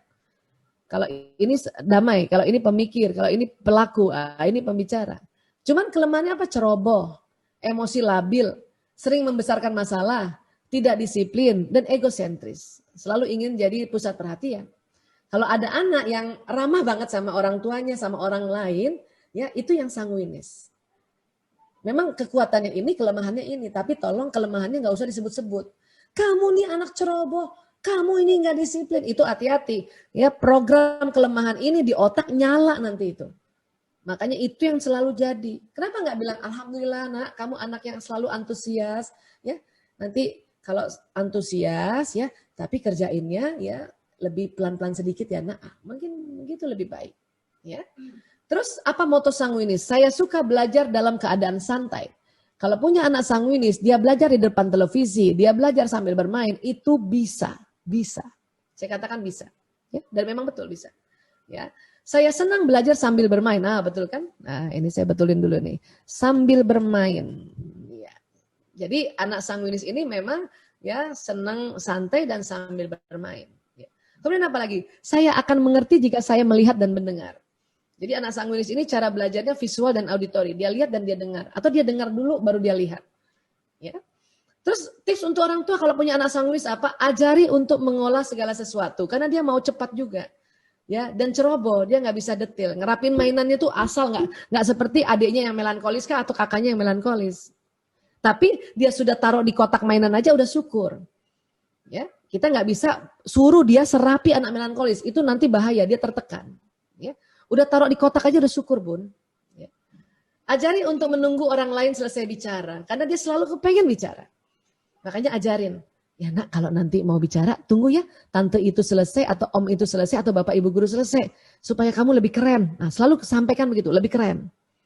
Bukan supaya kamu tidak mengganggu orang. Bukan begitu cara penyampaiannya. Supaya kamu lebih keren. Orang lebih seneng. Arahinnya selalu ke situ. Ya. Kemudian ajari untuk disiplin dengan waktu karena anak sanguinis ini anak yang spontan ya, dia nggak suka sesuatu yang detail, tidak suka yang sesuatu yang terlalu terjadwal. Tapi dia bisa belajar kok. Tapi tidak sekuat watak yang lain ya. Sehingga pada saat misalnya kita semua ini sudah sampai di sini nih ya. Nah, ini maka untuk mengajarkan mereka tangguh ya sesuai dengan wataknya. Ketangguhan seorang pragmatis itu ya dia damai, tenang, diplomatis, praktis, andal. Ketangguhan seorang melankolis ya itu tadi sempurna, analitis, tekun, rapi, disiplin, itu ketangguhannya. Ketangguhan anak koleris itu ya bersikap pemimpin, kemauan keras, tegas, produktif, independen, memiliki visi. Dan ketangguhannya anak sanguinis ya ramah, hangat, antusias, sahabat, responsif, dan senang bicara. Karena kita menganggap kalau tangguh itu harus seperti kayak orang koleris semua. Bisa tapi tidak sebisa orang koleris. Artinya apa? Semua anak bisa damai, semua kita bisa damai, tapi tidak sedamai orang pragmatis. Semua bisa sempurna, semua bisa rapi, tapi tidak serapi orang melankolis. Semua bisa pandai mengatur dan bisa tegas, tapi tidak setegas orang koleris. Semua bisa gembira, ya, tapi tidak segembira orang sanguinis. Nah, ini yang harus difahami dan ingat setiap orang itu dua jenis wataknya tinggal dikombinasikan, ya. Atas dengan atas, bawah dengan bawah, atas bawah, atas bawah. Oke? Iya, baik, terima kasih. Ini dulu ya, saya kembalikan kepada moderator, kepada Mbak Putri atau Mbak Dina ya. Kita bisa perdalam dengan tanya jawab atau diskusi ya. Baik, Ibu Aisyah. Waduh, terima kasih banyak Ibu Aisyah. Saya dari tadi sudah mengamati dan juga menyimak sekali materi dari Ibu Aisyah dan benar-benar apa ya? Saya jadi teringat masa kecil. Oh iya ya, kenapa pas SD yang lebih pintar itu perempuan ya? Kenapa pas kuliah jadi laki-laki? Bener juga ya. Ternyata semua itu ada ilmunya ya, Bu ya. Bahkan secara sains ada. Dan juga yang saya garis bawahi juga ternyata untuk menjadikan anak tangguh itu kita nggak bisa memberikan patokan sesuai atau yang tidak sesuai dengan karakter masing-masing seperti tadi ya Ibu bilang ya. Nggak mungkin kita anak sanguinis dipaksa untuk tangguh seperti anak koleris begitu ya Bu. Jadi kita memang harus mengenal masing-masing karakter anak. Wah, ini kecuali ada kombinasinya. Ada kan sanguinis kombinasi koleris. Ya, berarti dia bisa tangguh seperti sanguinis yang gembira dan seperti koleris gitu. Karena setiap orang kan dua jenis. Jadi tangguhnya itu lihat bakat, lihat watak dasarnya apa gitu. Ini kita belum bicara bakat lagi, baru watak saja dan otak pria wanita ya. Itu pun masih belum banyak, tetapi ini yang prinsip-prinsip tadi yang kita paparkan hari ini. Baik, Bu. Beberapa pertanyaan nih cukup banyak juga. Kira-kira kita buka berapa pertanyaan nih ya, Bu ya? Mungkin boleh langsung 3 dibacakan, boleh Mbak? Oke, langsung 3 ya. Mungkin kita baca ini. Bismillah, pertanyaan pertama ya Ibu. Bismillah, saya Nurul, Bandung. Terkait perkembangan otak pada laki-laki sampai usia 18 tahun bahwa otak kanan lebih dominan. Bagaimana dengan menyiapkan anak laki-laki siap untuk menjadi pribadi yang akil dan balik, di mana tugas akil balik ini juga membutuhkan otak kanan dan otak kiri yang juga perlu diasah atau stimulasi. Ini mau lanjut apa satu-satu dulu, Bu? Gak apa-apa, langsung 3 dulu. Langsung 3, baik. Kemudian pertanyaan kedua dari Mbak Hilmia, umur 31 tahun dari Blitar ya. Bagaimana dengan orang tua yang memiliki anak-anak istimewa ataupun anak berkebutuhan khusus untuk bisa berkontribusi mendidik anak menjadi generasi tangguh. Sedangkan anak berkebutuhan khusus mempunyai beberapa keterbatasan yang tidak sama dengan anak-anak lain. Nah, mohon mungkin bisa diberikan saran dan motivasi nih dari Ibu Aisyah agar untuk ibu dengan anak berkebutuhan khusus. Kebetulan anaknya dari Ibu Hilmiah ini penyandang Down syndrome dan masih berusia 5 tahun. Terima kasih Ibu Isa. Baik, kemudian pertanyaan ketiga. Apakah sifat dan watak anak bisa dikenali sejak balita? Dan apakah watak anak tersebut bisa berubah seiring bertambahnya usia? Baik, mungkin 3 dulu ya Ibu ya. Iya, baik. Silakan Ibu. Bentar, saya ambil gambar dulu ya nih supaya kita belajar tentang watak ya. Bentar ya. Bentar. Ini kalau lihat gambarnya jadi lebih enak nanti. Ya. Terima kasih buat sahabat-sahabat yang sudah bertanya ya, Masya Allah. Ya. Baik, yang pertama dulu ya. Bagaimana supaya anak laki-laki ini kan kanannya dominan ya, baru nanti kirinya setelah 18 ya. Nah, akil balik ini adalah satu satu situasi yang harusnya bersamaan, akil dan balik. Dulu bersamaan. Akil balik. Akil itu akalnya ya sudah matang dan balik alat reproduksinya berfungsi. Ya, laki-laki testisnya penuh sperma dan akhirnya mimpi basah. Perempuan mulai bisa menstruasi. Nah itu namanya balik kan. Seharusnya akil balik bersamaan. Dulu zaman-zaman saya dan di atas saya itu akil balik bersamaan kurang lebih di usia 15 tahun, 16 tahun. Dulu ya. Sekarang balik duluan, akil belakangan. Kenapa? Karena nutrisi yang bagus, orang tua sudah kasih nutrisi yang bagus sehingga ya organ reproduksi matang duluan. Maka banyak sekali anak-anak balik itu umur 10 tahun udah balik, bahkan sudah umur 9 tahun udah balik.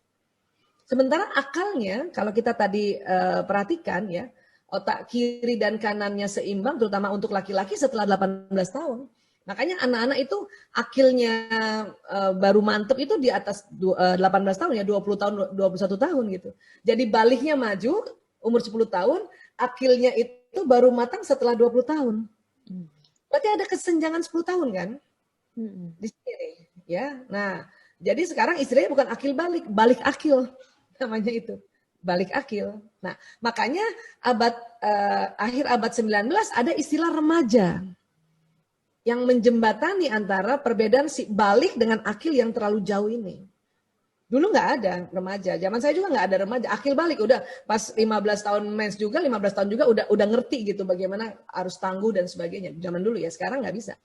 Ya, nah jadi dengan kita paham bahwa balik itu duluan dan akilnya belakangan, ya, dan kita bagi tugas. Biasanya untuk proses pendidikan masalah balik atau kebalikan ini, balik ini adalah tugasnya ibu di backup ayah. Untuk proses pendidikan akil, untuk supaya akil matang, itu tugas ayah di backup ibu. Itu yang betul. Ya. Jadi untuk kematangan pikiran itu ayah sebetulnya. Dengan cara apa? Bukan diajarin kayak kita perempuan. Diskusi sama anak laki-laki. Walaupun kadang-kadang ayah sama anak laki-laki diskusi tentang permainan bola. Nggak apa-apa juga. Lewat permainan bola kita bisa diskusi anak laki-laki sama bapaknya. Ya, dengan apa pemain bola yang muslim, ya, pemain bola yang Islam, itu bisa itu. Jadi akilnya anak-anak, terutama anak laki-laki ini bisa matang oleh ayahnya. Kalau balik itu tugas ibu yang jelasin itu. Nah, jelasinnya kapan? Ya kurang lebih kalau misalnya balik itu usia kelas 5 SD, sebelum 5 SD, 4 SD udah ajarin tuh pada anak perempuan dan anak laki. Gimana cara ngajarinnya? Sekarang sudah ada buku-buku tentang balik. Ya, mungkin Sigma juga mengeluarkan ya. Saya waktu itu pernah lihat, siapa yang buka ya, itu keren banget. Anak baca sendiri aja udah ngerti. Keren banget, Masya Allah. Masya Allah. Ya, jadi ibu tuh yang harus, nanti yang backup bapak gitu ya. Dan ya sabar saja, karena nanti akil karena memang di atas 20 tahun, maka dalam tenggang remaja inilah kita dengan bijaksana dampingi mereka. Bijaksana ya kasih masukan-masukan. Tapi ingat, lihat dia punya ya siklus menstruasi buat anak perempuan. Siklus kurang lebih siklus mimpi basah pada anak laki. Ya. Saya kalau dulu nih waktu anak laki saya empatnya nih, waktu dia sudah mulai mimpi basah, saya suka pesan-pesan sama mereka dan ngomongnya santai aja. Nah, kalau mimpi basah dan celananya basah kasih tahu ibu ya. Iya bu. Kenapa coba? Saya mau menghitung kira-kira mimpi basah berikutnya tanggal berapa lagi. Itu bisa dihitung. Laki-laki testisnya penuh itu antara 2 minggu sampai 3 minggu, 2 pekan sampai 3 pekan. Ya. Ada anak 2 minggu udah penuh. Makanya saya suka lihat nih, misalnya anak yang keempat ya. Bu, aku mimpi basah, tandain hari ini. Ya. Terus nanti mimpi basah kasih tahu lagi ya. Ya, Bu, aku mimpi basah. Oh, ini 2 minggu dia nih. Wah, ini cepet nih. Saya suka ingat-ingat dia makan apa ya? Oh, makan toge. Toge itu mempercepat pembuatan sperma, dan toge itu ada di mana-mana. Saya suka bilang tuh, toge itu makanan yang kepo. Di rawon ada toge, di pastel ada toge, gitu kan, di ketoprak ada toge. Makanya kenapa 2 minggu dia mimpi basah ya gitu. Antara 2 minggu sampai 3 minggu. Apa yang terjadi pada anak laki-laki pada saat dia memimpi basah? Penuh agresif. Pengen cepat marah. Ya. Syahwatnya meningkat. Dan kalau dikasih tahu membangkang. Itu anak laki-laki. Saya kalau anak laki-lakinya dikasih tahu halus-halus dia mulai intonasi naik atau dalam hati saya kayaknya mau mimpi basah nih malam nih. Gitu. Ya. Jadi ibunya tenang, oke nak, nggak usah merasa kamu sekarang kurang ajar sama ibu ya, nggak usah begitu. Karena apa yang kita ucapkan nanti terjadi loh. Ya. Maklumi saja dia mau mimpi basah. Nah anak perempuan lain lagi, mau mens juga begitu. Kalau laki-laki agresifnya itu 1 hari saja, pas mimpi basah udah beres. Anak perempuan 2 hari mau mens atau 3 hari mau mens udah naik tuh emosinya tuh. Malam mens hari pertama sampai ke-5 udah deh. Itu kayak macan betulan. Maka bunda yang punya anak perempuan sudah menstruasi, please ya pantang, nasihati, kritik anak perempuan pada saat dia mau mens dan mens hari pertama sampai ke-5. Mereka akan menolak. Ya, itulah kenapa anak perempuan suka berantem sama ibunya pas saat dia remaja. Karena kita ketakutan kan, waduh anak saya udah mens, aduh takut banget, macam-macam lah kita semua nasehatin tiap hari.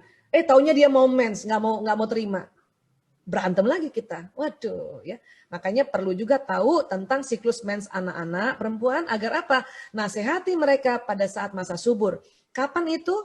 Karena memang semua anak beda-beda ya. Coba saya ambil kasih secara umum saja ya. Hari ke-10 setelah mens hari pertama itu sudah masa subur. Disitulah nasihati kurang lebih 2 minggu itu enak diajak ngomong. Ya, itu tips-tipsnya untuk kita bagaimana mensiasati, mendampingi anak-anak dalam kondisi antara balik dan akalnya belum lagi ya sejalan atau seiring. Ya. Kemudian bagaimana dengan Ananda yang berkebutuhan khusus? Ya, saya senantiasa memberikan apresiasi tinggi buat orang tua yang Anandanya lahir dengan sangat istimewa. Artinya orang tuanya juga istimewa. Ya, tentu ada perbedaan-perbedaan di dalam pola parentingnya. Namun bahwa kita disuruh lembut, Ali Imran 159 itu dipakai. Senantiasa minta lembut ya. Karena apa? Karena kalau kita keras kasar, anak-anak istimewa ini bisa lari loh. Ada beberapa kasus pasien saya itu ya. Dulu nih, saya lupa tahun berapa, punten banget anak Down syndrome lari dari rumah. Kenapa? Orang tuanya keras dan kasar. Itu sedih banget itu. Aduh, gimana cara carinya ya? Gitu. Jadi Ali Imran 159 harus tetap dipakai. Nah, yang luar biasa adalah anak istimewa berkebutuhan khusus apapun itu, wataknya tetap bisa dideteksi. Wataknya bisa tetap dideteksi. Perhatikan baik-baik, lihat hasratnya. Ya, saya bulan lalu ya diundang oleh Yayasan Potats ya, orang tua yang anandanya Down syndrome. Itu saya lihat wajah-wajah anak-anak itu ya, saya langsung bisa deteksi, oh ini Ananda Down syndrome yang sanguinis, ini Ananda Down syndrome yang koleris, itu kelihatan, ya kelihatan, dan makanya orang tua mulai jeli apa watak anak jenisnya, dan ingat 2 jenis ya, gitu. Ya, jadi bisa dideteksi dan tentunya ya pendidikannya, pola asuhnya juga istimewa ya, dan sekali lagi buat orang tua yang anandanya istimewa, Anda orang tua istimewa, Masya Allah. Kemudian watak bisa dikenali sejak kapan? Nah, saya ajak teman-teman coba ya. Ada yang bisa deteksi nggak ini? Sebentar, ini dia. Oke. Bentar ya. Nah, ya tadi kan ada yang tanya ya, watak bisa berubah nggak? Watak tidak bisa berubah. Watak tuh ada di sini, lobus parietalis sudah ada di situ, sudah ada di neuron-neuron ini. Ada kekuatannya, ada kelemahannya, ada hasratnya di sini. Ada cara berpikirnya di sini. Yang bisa adalah dibentuk. Apa dibentuknya? Diajarin. Ajarin kedisiplinan, ajarin ketangguhan, ajarin kesehatan, ajarin dengan lembut tadi supaya masuk di otak informasi atau otak intelektualnya. Nanti dia kerjasama sama ini. Itu namanya membentuk karakter. Watak itu ibarat bahan dasar. Kayu, besi, batu, plastik. Ini watak, ini bahan dasarnya. Kita mau bentuk karakter meja. Meja itu karakter, kita membentuk karakter meja. Nah, karena tahu bahan dasarnya dan tahu kita mau membentuk karakter meja, maka kita akan ya mencari alatnya untuk membentuk karakter tadi menjadi meja, ya, menjadi karakter meja bahan dasar ini.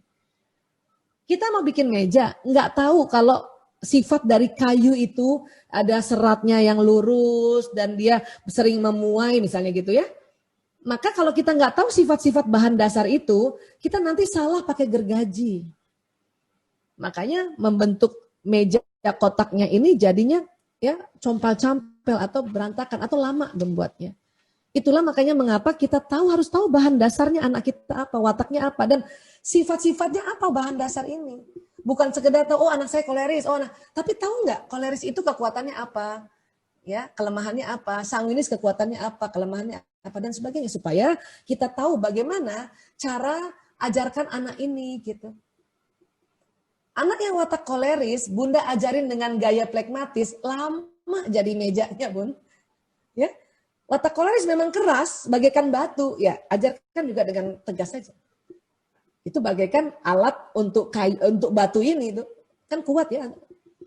Tapi anak plekmatis bagaikan plastik, dia kan lembut banget. Bunda ajarin dengan kekerasan seperti alat untuk batu, maka dia akan jadi meja plastik yang ancur-ancuran. Jadi juga sih meja, tapi ancur-ancuran. Ya, ancur-ancuran. Hafal juga dia, hafal juga surat An-Naba, tapi ancur-ancuran. Apanya ancur? Ya, perasaannya hancur, memorinya hancur. Ya, makanya kita harus tahu watak ini sifatnya apa supaya bisa kita mencari bahannya untuk membentuk karakternya apa. Jadi kita mau jadikan karakter anak Islam, ya seorang Muslim, seorang Muslimah. Makanya lihat dulu anaknya wataknya apa nih, penyampaiannya bagaimana nih, kan gitu. Ya, nah. Bunda, sekarang saya kasih lihat gambar ini, kira-kira wataknya apa nih? Ayo coba, siapa yang mau ngomong nih? Wataknya apa yang kalau anak kayak gini nih? Ya, boleh atau Mbak Dina, Mbak Putri apa nih kira-kira wataknya? Ya, sanguinis kali ya Bu ya. Good, sanguinis. Dia kan ceria, kan anak sanguinis sudah suka ketawa, dan bukan ketawa sama keluarga saja, sama orang lain ketemu pun udah ketawa. Anak lain tuh kalau sama ibunya pasti ketawa, watak apapun. Tapi kalau cek coba, kalau ada anak yang sama orang lain baru ketemu udah bisa langsung ketawa, dia sanguinis. Ya, oke. Sekarang ini apa nih? Aduh, apa nih ya? Lihat wajahnya, lihat wajahnya nih. Tinggal 3 kan, koleris, Koleris ya.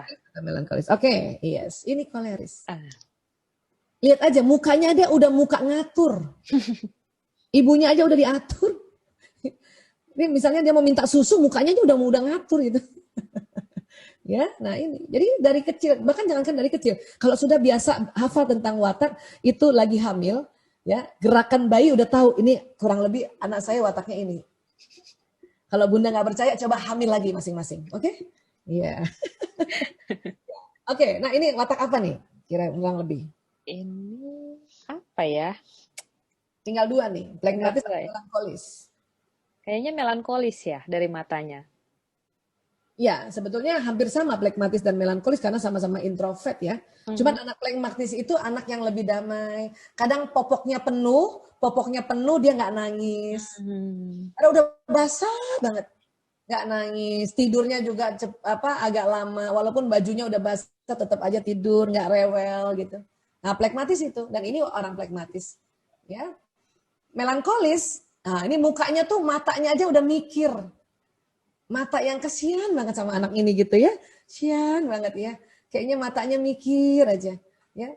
Dia nggak ngomong tapi otaknya yang ngomong ini. Nah, ini nih. Artinya apa? Artinya kita bisa mendeteksi anak itu sejak dari dia kecil.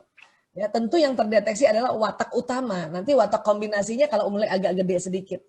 Ya, watak kombinasi kan tadi watak 2 ya, watak utama dan kombinasi gitu ya. Dan watak sekali lagi dia tidak berubah tapi bisa dibentuk menjadi apa? Nah, membentuknya itulah namanya membuat karakter, mengukir atau membentuk karakter menjadi anak yang itu tadi tangguh, cerdas, disiplin. Nah, itu namanya membentuk watak ini. Oke? Nah, ini kira-kira seperti itu. Baik, Ibu. Wah, menarik sekali pembahasannya deh Ibu ya. Dan terima kasih juga atas jawabannya Ibu. Jadi memang sepertinya mengajarkan ketangguhan itu perlu pengetahuan dan pemahaman orang tua akan watak anak ya Ibu ya. Beda-beda anak akan beda-beda lagi tentu treatmentnya ya. Betul. Iya, baik. Terima kasih banyak Ibu. Dan sebenarnya kita masih punya banyak pertanyaan yang masuk. Mungkin Ibu Aisyah juga bisa lihat ya di kolom chat. Tapi mohon maaf untuk ayah, bunda, dan juga sahabat peserta Zoominar. Dikarenakan keterbatasan waktu, bagus loh. masih banyak nih pertanyaan. Mungkin karena keterbatasan waktu, Bu Aisyah juga sepertinya masih ada agenda lagi setelah ini ya Ibu ya? Insya Allah masih ada. Jadi mungkin baca untuk... dulu sebentar ya. Sambil iya. boleh. Mbak Putri boleh. Silakan ini saya sambil lihat-lihat ini. Oh iya, baik Ibu.